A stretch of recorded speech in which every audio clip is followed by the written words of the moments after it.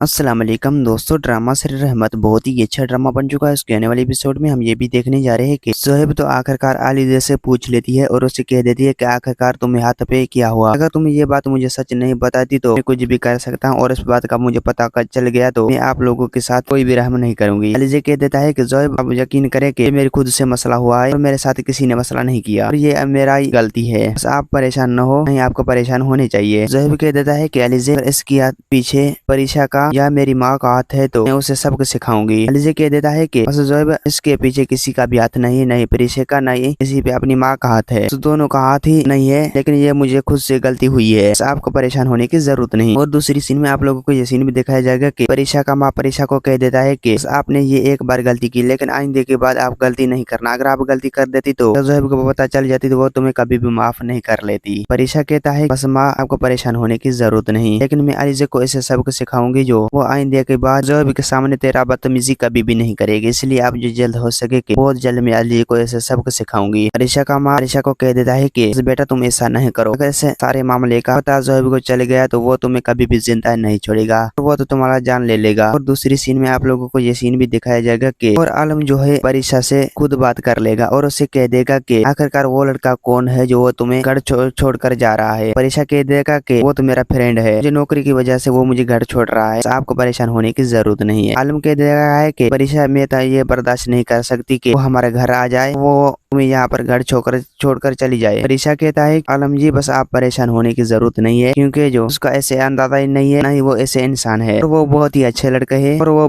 किसी के साथ बुरा नहीं करना चाहता। और दूसरी सीन में आप लोगों को ये सीन भी दिखाया जाएगा कि प्रकाश को तो अपनी माँ साफ साफ कह देगा कि आप दादी को देखने कभी भी नहीं जाना, अपनी वालिद साहब की बातें पर मत आना, तुम दादी को देखने गया तो तुम्हारे साथ किसी किस्म कोई भी ताल्लुक नहीं रखूंगा। दोस्तों उम्मीद है कि मेरा वीडियो आप लोगों की अच्छी लगी होगी। वीडियो अच्छी लगी तो वीडियो को लाइक और चैनल को सब्सक्राइब करें। खुदा हाफिज़।